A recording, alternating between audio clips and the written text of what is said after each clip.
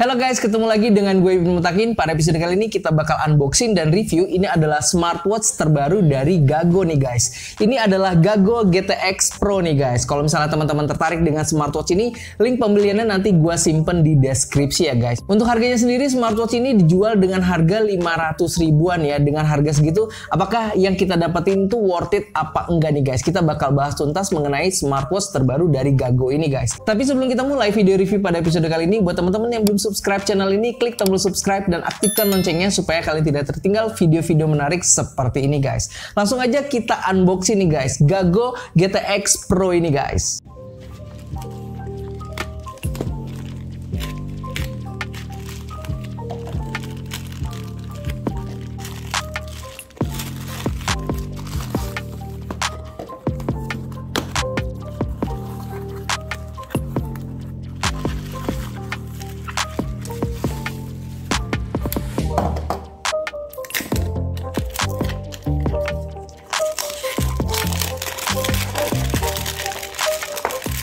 Di dalam kotaknya kalian akan mendapatkan unit smartwatchnya, kemudian juga kalian akan mendapatkan kabel chargingnya ya. Kabel chargingnya sudah magnetik seperti ini. Kemudian kalian juga akan mendapatkan buku manual petunjuk cara penggunaan ya. Ini ada bahasa China dan juga bahasa Inggris di baliknya gitu guys.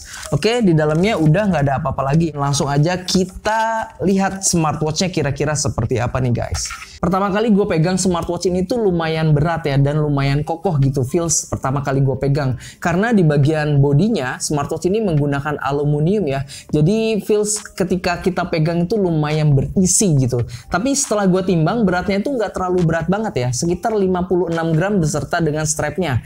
Jadi kalau menurut gue ini masih nyaman lah kalau misalnya teman-teman pakai smartwatch ini dalam jangka waktu yang agak lama gitu guys. Dan first impression selanjutnya di bagian layarnya, di bagian bezel layar di bagian dalamnya ini lumayan tipis dan di sini ada corak-corak angka seperti ini ya.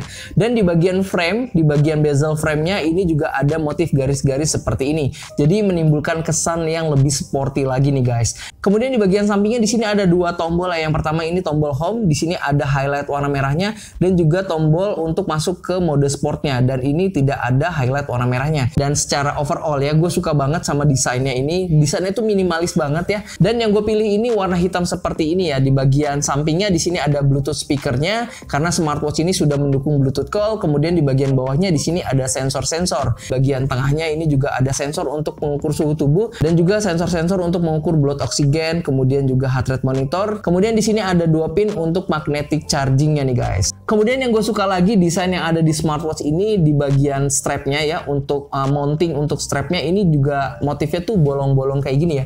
Jadi ada lubang-lubang seperti ini dan ini menimbulkan kesan yang beda aja gitu, kayak aerodinamika apa gitu ya. Jadi bentuknya tuh bolong-bolong seperti ini. Dengan harga 500 ribuan desainnya kalau menurut gue ini udah oke banget gitu guys. Kemudian di bagian strapnya ini terbuat dari karet ya. Karetnya nggak terlalu lembut juga nggak terlalu kasar.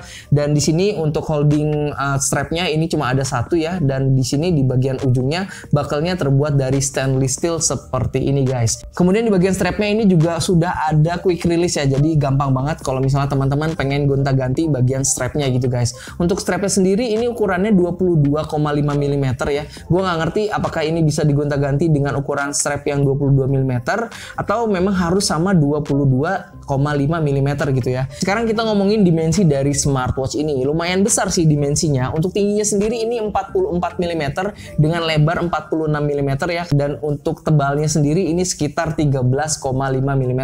Lumayan tebel sih, tapi kalau menurut gue tidak mengganggu ya. Nggak terlalu bulky banget gitu. Tapi ini nggak bisa dibilang tipis juga smartwatchnya gitu guys. Sekarang kita ngomongin layar dari smartwatch ini. Ukuran layarnya itu 1,32 inch TFT LCD guys. Dan untuk kecerahan layarnya kalau menurut gue ini udah cukup ya. Kalau misalnya teman-teman pakai smartwatch ini di outdoor ya, di bawah sinar matahari secara langsung, itu masih bisa menampilkan gambar yang lumayan terang gitu guys. Dan lumayan bisa dilihat. Sekarang kita ngomongin kapasitas baterai di smartwatch ini. Kapasitas baterainya itu 260 mAh dan diklaim bisa mampu bertahan sampai 7 hari untuk standby time-nya nih guys. Kalau menurut gue ini udah lumayan cukup ya. Mengingat kapasitas baterainya juga nggak terlalu besar banget. Nah sekarang kita ngomongin gimana sih rasanya pakai smartwatch Gago GTX X Pro ini guys. Kalau misalnya teman-teman mempunyai pergelangan tangan yang lumayan besar seperti pergelangan tangan gue, harusnya sih bisa pas ya di pergelangan tangan kalian ya. Tapi di pergelangan tangan gue ini udah lumayan pas banget ya.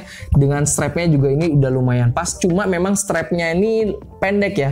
Jadi buat teman-teman mungkin yang mempunyai pergelangan tangan lebih kecil, strapnya itu agak bisa lebih panjang untuk kelebihannya gitu guys ya. Secara overall di pergelangan tangan gue ini lumayan oke ya, dan lumayan nyaman ya. Raise to wake-nya ini juga bekerja dengan sangat optimal gitu guys. Jadi nggak ada delay. Nah sekarang kita ngomongin fitur apa aja yang ada di smartwatch dengan harga 500 ribuan nih guys. Buat operasiin smartwatch-nya ini juga lumayan gampang ya guys. Kalau misalnya teman-teman swipe down, di sini ada beberapa settingan yang bisa teman-teman pilih nih guys. Yang pertama ada do not disturb, kemudian di sini juga ada pengatur brightness-nya. Pengatur brightness-nya ini juga lumayan lucu ya. Untuk settingnya itu kalian tinggal tekan ya tombol yang ada di dalam layar ini, bisa minus. Kalau minus ini untuk mengurangi brightness-nya mulai dari 1, 2, 3, 4, 5, 6. Jadi ada 6 tingkat kecerahan layar yang ada di smartwatch ini guys. Kalau menurut gue ini animasinya lumayan oke ya. Kemudian di sebelah kanannya di sini ada tombol untuk voice assistant, kemudian di sebelah kanannya lagi di sini ada tombol untuk mengganti interface UI yang ada di smartwatch ini. Jadi ada 3 pilihan interface UI ya. Yang pertama berbentuk list memanjang ke bawah, kemudian ada circle juga, dan juga ada cellular view, jadi kayak honeycomb gitu ya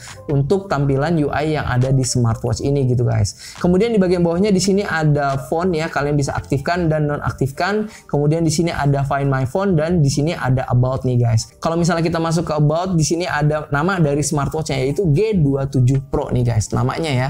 Kemudian kalau misalnya kita swipe up ya, di sini ada message notification ya. Dan yang gue suka dari message notification di smartwatch ini tuh tulisannya itu atau fontnya itu lumayan rapih ya, bukan kayak mesin tik gitu ya. Jadi ini di luar ekspektasi gue gitu guys. Nice, bagus banget. Dan karakter huruf yang bisa ditampilkan di smartwatch ini juga lumayan banyak guys. Kalau misalnya kita swipe left, di sini akan masuk ke beberapa widget nih guys. Yang pertama ini widget untuk telepon, kemudian di sini ada menu data juga, di sini ada tampilan berapa kalori yang sudah dibakar, jarak yang sudah ditempuh, dan juga jumlah langkah kaki kalian gitu guys. Kemudian di sampingnya lagi di sini ada heart rate monitor, di sampingnya lagi di sini ada blood oxygen, dan di sini ada sleep monitoring dan juga ada temperatur suhu guys. Kalau misalnya kita swipe right, di sini akan masuk ke menu utamanya nih guys. Untuk mengganti UI-nya kalian tinggal double klik aja ya menu cepatnya ya seperti ini. Di menu home-nya double klik, otomatis nanti UI-nya akan berganti gitu guys. Jadi selain lewat menu setting, kalian juga bisa langsung double klik seperti ini.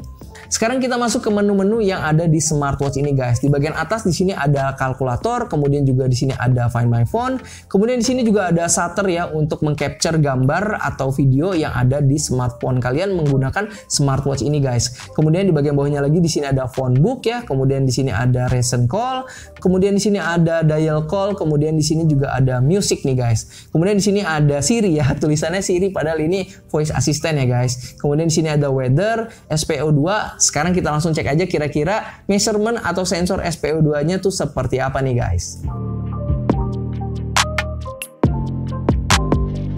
Di bagian bawahnya di sini ada heart rate monitor. Sekalian kita langsung tes juga heart rate monitor. Temperatur suhunya juga seperti apa nih guys. Let's go.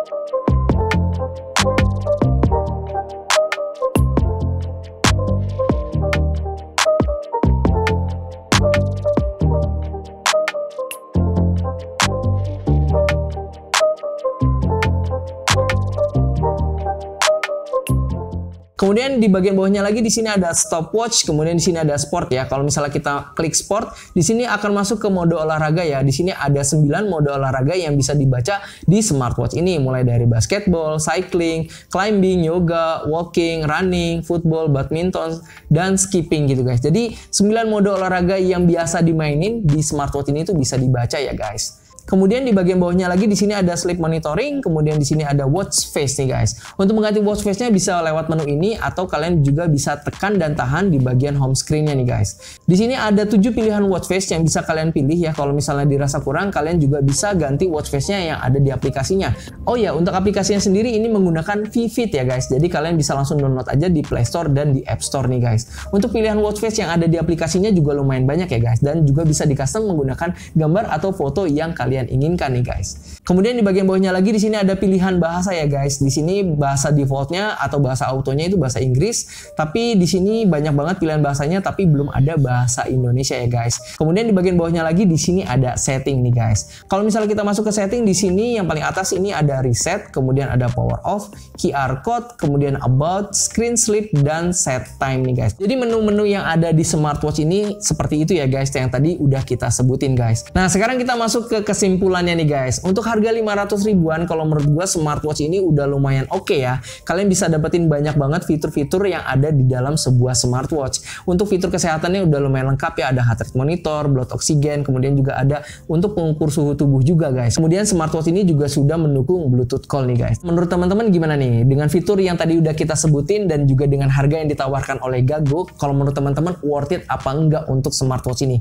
Kalian bisa tulis komentar kalian di kolom komentar di bawah nih guys. Nah guys, mungkin sekian review kita tentang Gago GTX Pro ini guys. Gue ucapin terima kasih buat teman-teman yang sudah nonton video ini dari awal sampai akhir. Kita ketemu lagi di video-video selanjutnya. Have a nice day and stay healthy guys. Tetap semangat.